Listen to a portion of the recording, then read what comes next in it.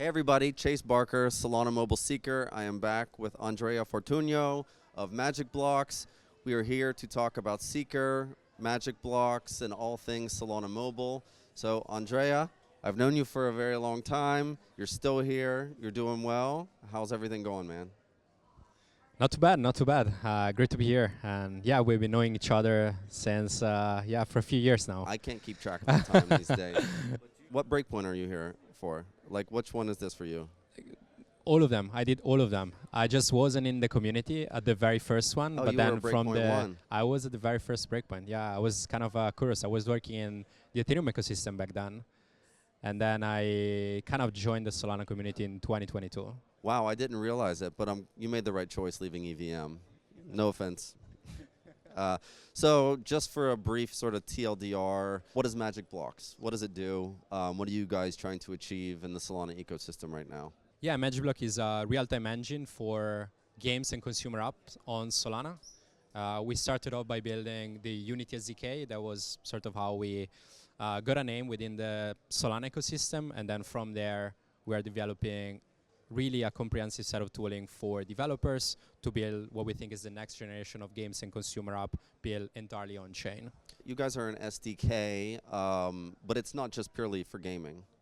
Correct. We're not only an SDK, like MagicBlock pioneered this technology called Ephemeral rollups, which is giving real-time latency. Essentially a Solana L2. It's not really an L2. No. The application are built on Solana, which is one of the major distinction. It's more like a coprocessor. We don't take transaction off Solana. We just help application move the transaction that would normally be on a server to be compatible with Solana. So this like allows like on-chain gaming to be quicker? Exactly, like fully on-chain gaming, fully on-chain application, consumer trading experiences that are top to trade, where you can really have a really smooth experience, feeless transaction, all the sort of things we can enable. Like Solana's fast, but like in terms of gaming, it's a little challenging right now until like we do a little more IBRLing. Yeah, exactly, exactly. There's that, and there's a cost consideration, for transactions that are not necessarily going after an arbitrage. It doesn't make sense to pay priority fee. You can have a different type of sequencing, and so yeah, games I think is really the perfect example for that category, that class of application that needs something a little different, but at the same time, obviously, hugely benefit from being on Solana instead of a different network on a different L2. So is your background gaming? Is that why you did the Unity SDK? In my previous job, I used to work with a lot of gaming companies that in 2021 were coming on chain. My background is more in crypto and startups, but yeah, gaming has always been. I always associated you with gaming, though. I guess maybe it just did you guys use that initial C# SDK for your Unity? Oh, the OG like C# SDK?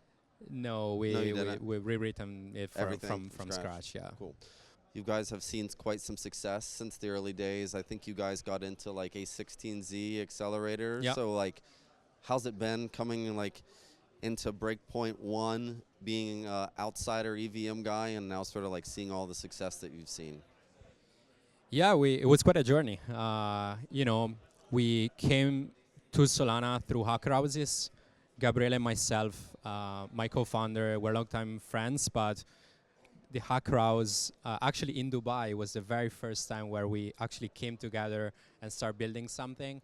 And then at the 2023 Breakpoint is when we met the A16Z team and eventually raised the first round, and then from there things kind of snowballed. We start hiring a team, we raise another round, we build the product even faster and with bigger reach, with more resources.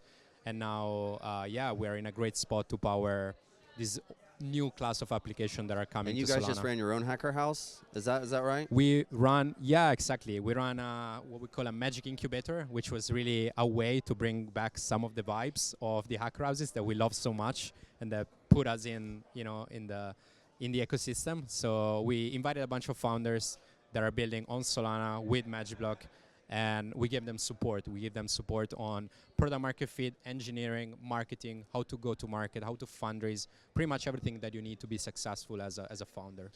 So like in terms of Solana Mobile, like because of the tooling you built, it's portable to basically anywhere you want to build, right? Exactly.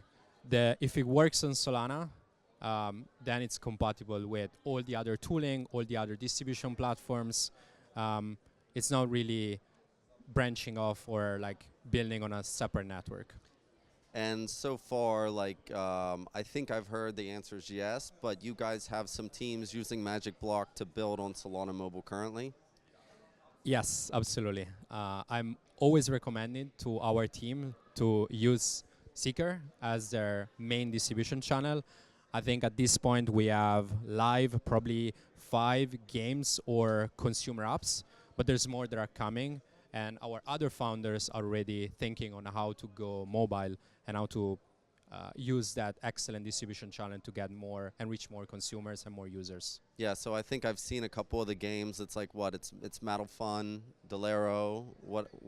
Yeah, BlockStranding, Interstellar Command, SuperSize is about to go mobile as well. There's really a bunch, and yeah, super excited. I've been sold on mobile since the very first saga. So, Well, I mean, even before that, I feel like in general, like, for my personal opinion, I think that gaming has a higher chance of success like on mobile devices because you don't have to be sitting at a computer. Like you're sitting in an Uber, you're sitting in a taxi, and like you can play these games and also like do some hyper gambling at the same time. So, yeah. 100%, like 50% of the revenue in the gaming industry is coming from mobile. It's not coming from console or PC gaming. It's coming primarily from mobile. 70% of the revenue that the iOS and Play Store generate is coming from in-app purchases. So it's a huge, huge transition in the way that consumer experience games or applications. And I've played a few of the games on Solana Mobile Seeker already, and I'm like, I could actually do this. You know, like this is fun. There's some that aren't on MagicBlocks. Like Scrolly, which is like, I don't know if you've seen it yet, where you play a game, you get bored, you swipe up, you're at the next game. That's the native mobile experience stuff that I really like. It's like quick swipe, swipe, swipe, and I'm like doing something new. Yeah, we know the team well. They're not using MagicBlock, but they're using our SDK for Unity. So amazing. That's also like incidentally like powered by MagicBlock. Yeah, all the teams you named, I think were actually, most of them were winners in our our first Solana Mobile Hackathon. So it's cool to hear that all those guys are using you under the hood. All these sort of things like SDKs and early stage builders have a tendency to like circle back, and all this compounding effect where you supported this one guy early on, and then now he built something, and now like they have their own ecosystem, and a lot of this is landing back on Solana Mobile, where Tolly started all of this stuff. So it's like all of this stuff is just connected. Yeah, absolutely. You need to get the flywheel going, and once the developer tooling is there, it's easier to build these apps. They're going to attract more users, and I think you just really need one app to take off to really start this snowballing effect that brings in a ton of users. Yeah, and we're starting to get some data about some of these guys doing Seeker Season, which is like 1 week launches or whatever. Like teams like CFL have pulled in 10,000 users, and also started with MagicBlock. Amazing. But you're starting to see all these data points, and like right now, if you wanted to launch a game app or any sort of app with MagicBlocks and crypto, you are fighting against every app on Solana, every app on Twitter, every other blockchain also competing in your same vertical. But if you're looking for your first 1 to 10,000 users and power users of crypto that you don't have to explain how to use it, you launch on Solana Mobile. The competition is literally just the people in that dApp store, and you have 150,000 people who have this phone. So if you're really trying to get some traction, Solana Mobile has actually really helped out there. And apparently if you build on MagicBlocks, then your life is even better than that. Yeah, I agree. And I also think that there are so many untapped acquisition channels or acquisition tactics that you can leverage in Web3 that would be really, really hard to pull off in like the traditional world. By now, if you're competing on iOS or Play Store, everything, the analytics are hyper optimized. Is a cutthroat business out there. And they're also like they have a lot of these guys have a lot of marketing money as well. So correct. And in Web3 instead, you have so many tactics to reduce your customer acquisition costs, and at the same time, you have some of the highest spending users, right? The average revenue per users in Web3 is order of magnitude more than in Web2. So like these are the users that you want to be going after. Exactly. So are you directly supporting all these teams? Like you have the SDK, obviously. How big are you guys now, team-wise? We're a team of 16. 16. Are you directly supporting the guys that have decided to build on Magic Blocks? Like somebody who's won Solana Mobile, they're like, hey, I need some support. You guys are there for Yes, that? 100%. We are very hands-on with our founders.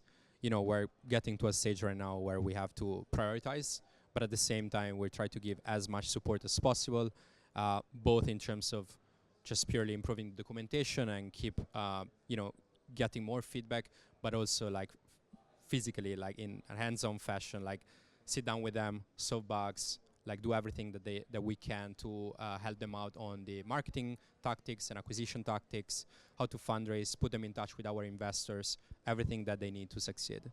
How has the like experience been for people building on like Solana Mobile? If you've had any conversations like leveraging your guys' technology, like any, I mean, it's essentially building on Android, but you know, there's a few like mobile wallet adapter. There's a few other things. So how has that been for most people? Yeah, I think it's still a bit early to get significant feedback, but the experience so far has been good in terms of, especially for the Unity SDK, because that we did a bunch of work with the mobile team to make sure that the wallet adapter was supported, to make sure that the seed vault was supported. So on that front, we're pretty happy that there was no complaints. Working with Mike Solisto, making sure you got your integration done right. Yeah, exactly. Being long-term Solana bulls, what do you think about like Seeker? Like as we've briefly talked about this, but like Seeker as like a Solana native phone and like and sort of its impact on like mobile gaming. Obviously, it's quite niche, but like, how do you feel about that?